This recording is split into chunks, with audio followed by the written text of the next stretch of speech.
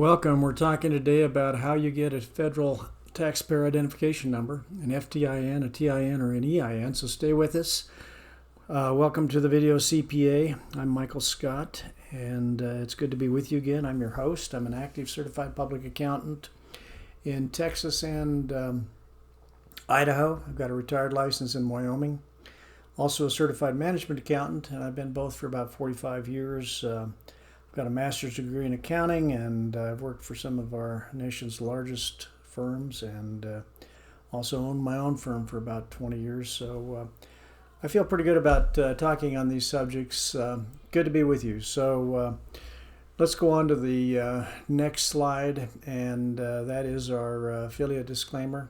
We do get, well, I hope we're going to get maybe some commissions from affiliates one of these days. I haven't got any yet, but one of the newest affiliates that we have is Zen Business. That's ZEN Business.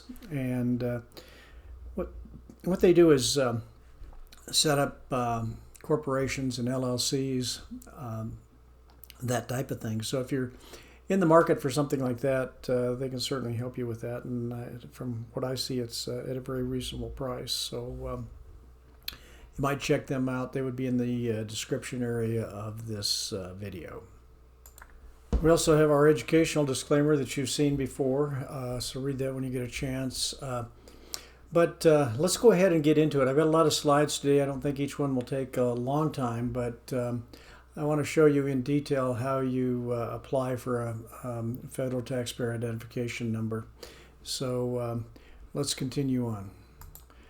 You're looking at an SS4 form on this slide, and that is the application form that you use to get a employer identification number or a taxpayer identification number. They're all the same, as I mentioned in my last video, but we used to have to fill these things out by hand and just kind of mail them in, and it would take 3 to 4 weeks to get your taxpayer identification letter back.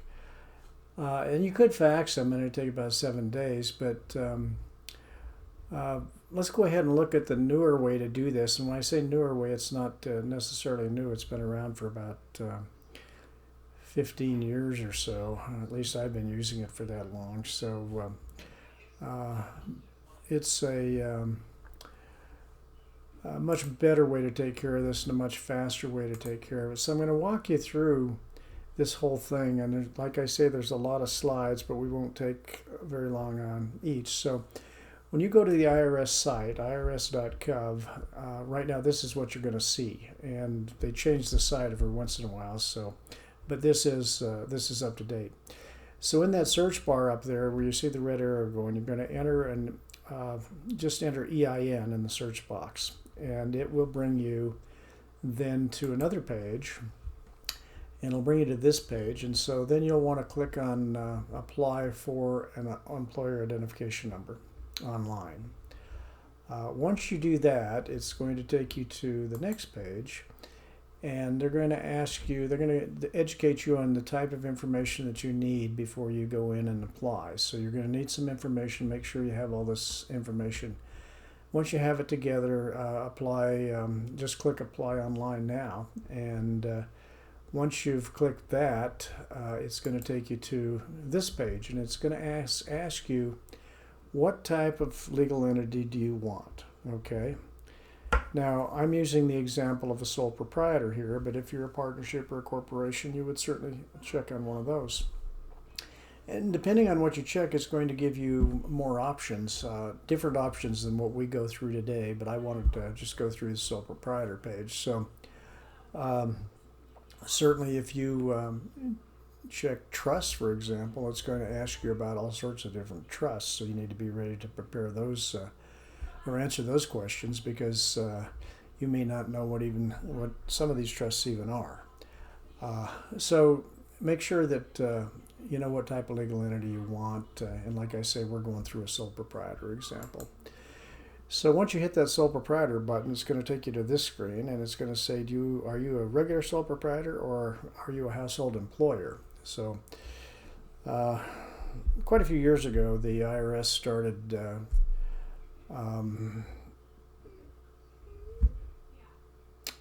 collecting payroll tax. It's the best way to say it, I guess, on maids and people that worked in the household, butlers, that sort of thing. And so you became an employer and you had to get a tax ID number, and that's where that's coming from. All right. Next page, you're just going to confirm your selection that you're a sole proprietor, and that's what you want. And so once you confirm that, just go ahead and hit continue. That brings you to this page. And this really is, why are you requesting an EIN? Are you starting a new business? Have you bought an additional business? Is there some other reason you're starting an EIN? So answer those questions. And then they're going to ask you to put your name in, and first and last name, middle initial. You're going to have to put your social security number in here as a sole proprietor. Certainly if you're a corporation or something, partnership, it's going to, or an LLC, it's going to ask you for the name of the business. And then you still, I mean, depending on what it is, may have to enter a social security number, but and you're going to have to tell who the responsible party is, okay, in that case. Next slide, you're going to have to get some address information. This is some of my address information here and phone number, so you can see that. And then do you have an address different than the above, where you want the email to go or your mail to go? So you click that if you do. And it'll probably ask you for that address, I'm sure.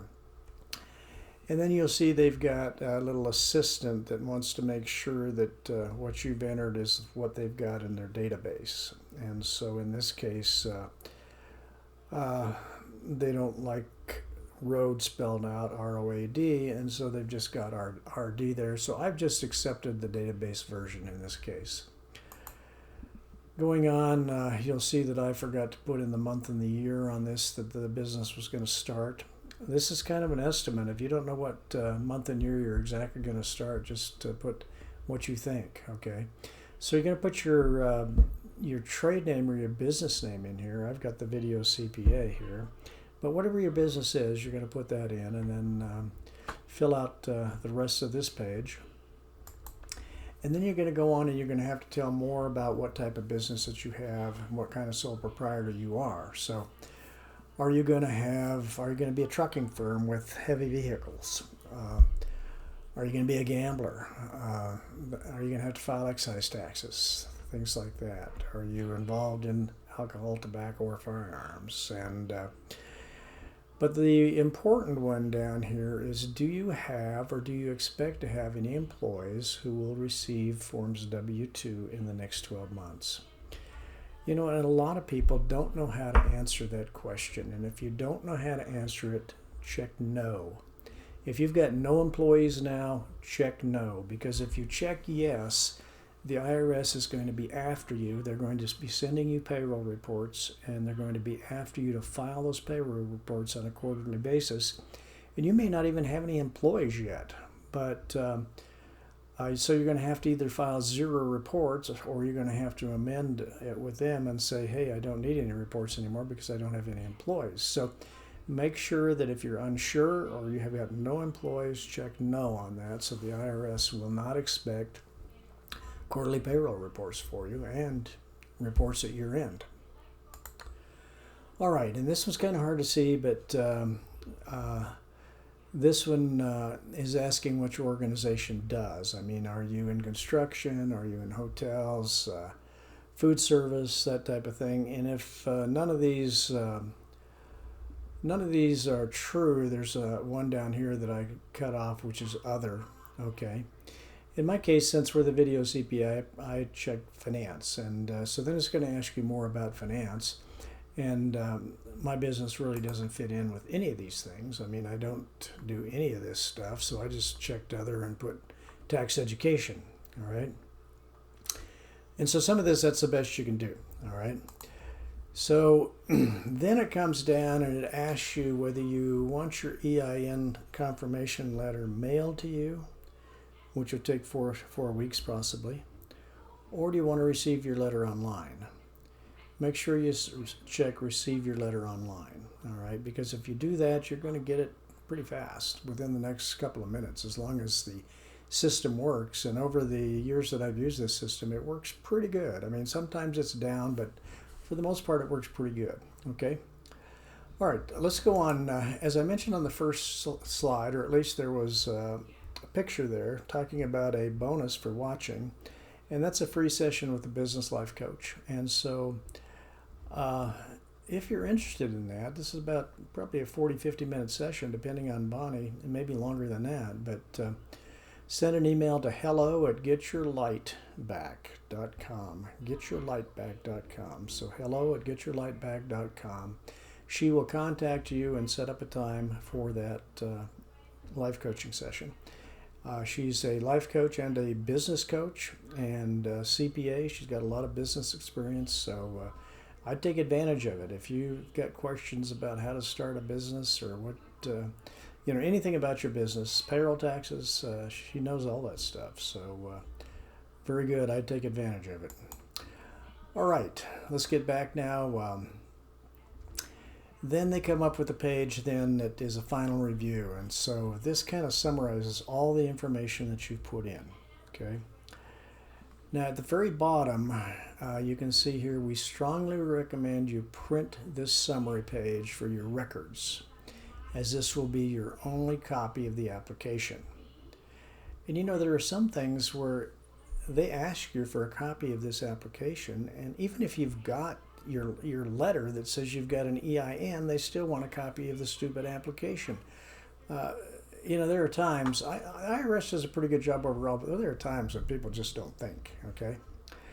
And then once you submit this, you're not going to be able to come back to it, okay? And it's going to take about 2 minutes. It's going to be 2 minutes to get your application processed. Usually less, all right, than 2 minutes, but could take as long as 2 minutes. If the system's not working, you may lose all your information and have to put it in again. That has happened before.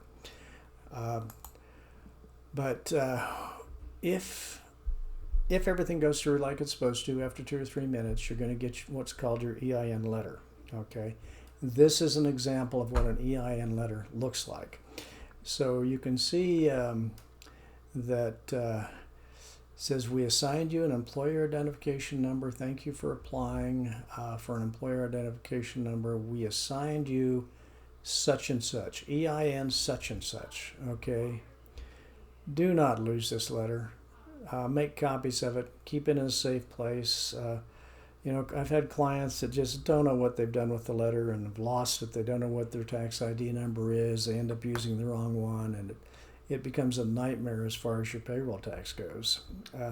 And if you file your tax return under the wrong number, your income tax return is going to be a nightmare as well. So don't lose the letter. All right, there you have it. Thanks for watching. Let me serve you better. Leave me a comment telling me what your biggest problem is with taxes or accounting, and I'll try to do a video on it and help you solve that problem. I want to provide service with these videos, so help me serve you. Let me serve you better. Give me some information so I can serve you better. Thank you very much for watching.